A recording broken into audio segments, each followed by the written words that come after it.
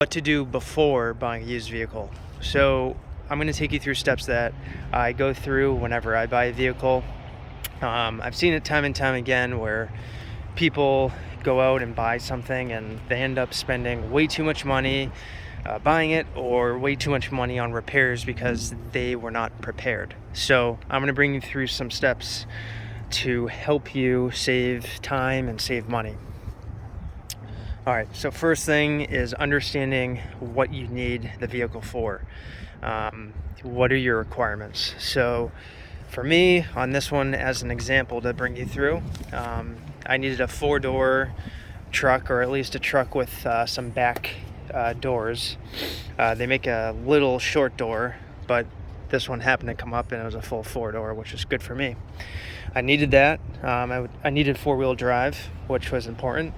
And I needed specifically a 2500 or 3500 model truck. 1500 was not going to be enough. So first, understand what you need and then work out from there. So I need this for towing. I need this for a daily driver. I need this for camping. And those were the boundary conditions that helped me determine that this type of truck is what I needed. So again, understand your needs and your goals. Second step is to narrow down the potential vehicle, hopefully down to one in particular, but maybe narrowed it down to 1, 2, or maybe even 3. But the point is narrow down your choices so you hone in on exactly what you're looking for as you're going through like Facebook or Craigslist or going to the dealership, because the more that you narrow down, the more that you can study up on it beforehand to know exactly what to look out for when you go to inspect it. So narrow down your options. All right, step 3 is know the market. So for wherever you're looking, whether, like I said, Facebook, Craigslist, wherever, eBay, be comfortable, just going over time. Take your time, maybe like a week or two, and search every day to see what different vehicles are, different types. So if you narrow it down to this one, for example, GMC Sierra 2500 with a diesel engine in it. That's a very specific market. These ones were made from the body styles 2001 to 2007, so I know that. So if you put your search criteria in for these types of trucks and then you start looking, well, a 4-door, for example, is more expensive than a 2-door one of these trucks. A short bed is more desirable than a long bed in general. And 4-wheel drive is more desirable than, say, 2-wheel drive. So knowing what options yields what prices and what condition vehicles are in and how much they go for. Just being able to understand the market. One big one is mileage. So higher mileage obviously is usually less price. So just know the market is the point. All right, step 4 is knowing the issues with the vehicle. So again, we're just trying to be prepared to buy the vehicle that we're looking for. So for these vehicles, rust is a big issue on these. So they rust out down here, they rust out up here. So in terms of body condition, rust is a big one. In terms of mechanical condition, there's a couple of big ones on these Duramax diesel engines in particular. They can have head gasket issues, they can have water pump issues, they can have fuel injector issues, they can have blow-by issues. Those are all example issues that cost a lot of money to repair, and you want to know how to find out if the vehicle has those issues before you go inspect one. So, for example, head gaskets on this, for diesel, it's much more expensive, but for head gaskets, it might be around $6,000 for a shop to do the job. It just takes a long time. For a water pump, it might cost up to $2,000. For major blow-by in the engine that could possibly be a engine replacement, which is just a lot of money. So the point is, know what the issues are for your specific vehicle you're looking for, so, and then how much it costs to repair those issues, so again, you can be prepared.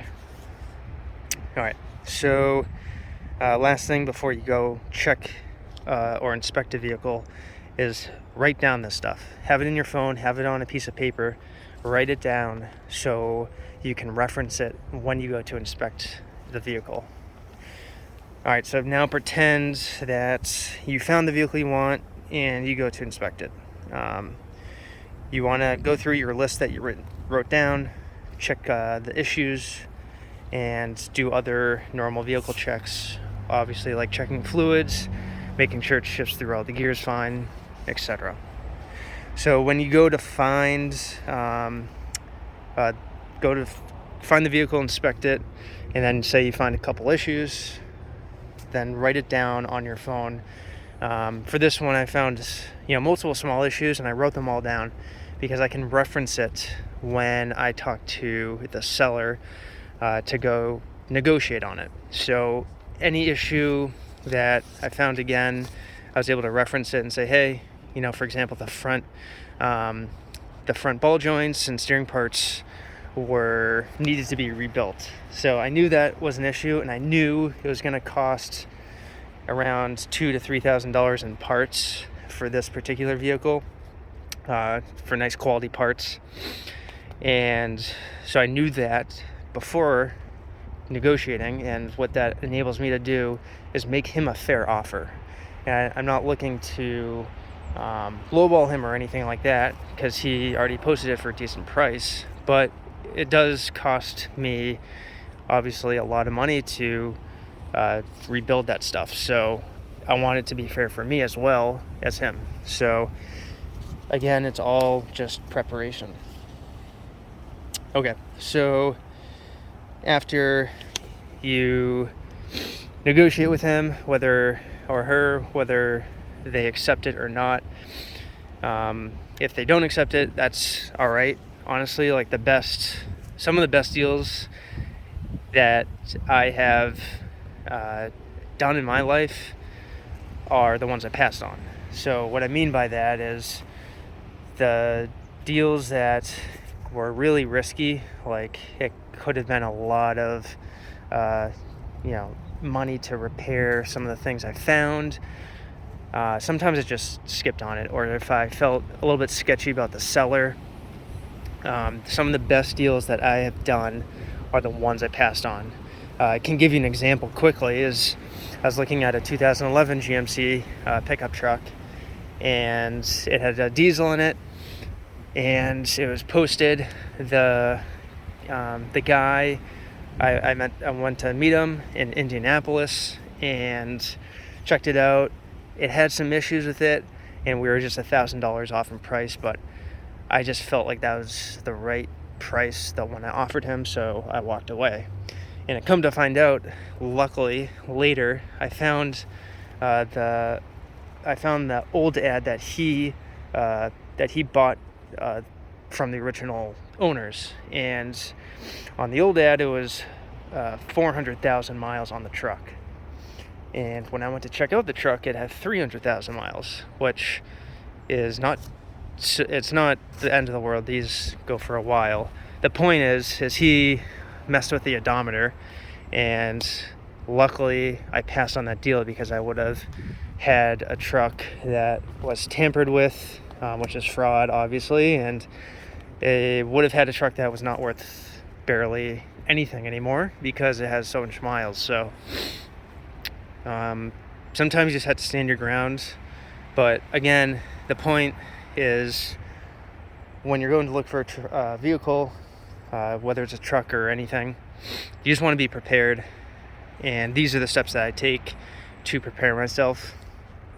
And if this video helped you at all, give me a like. That would be helpful for me and helpful to get it out to other people that might need it. And if you have any questions on any part of this video or something else you want to see, just let me know. Alrighty, thank you. Bye.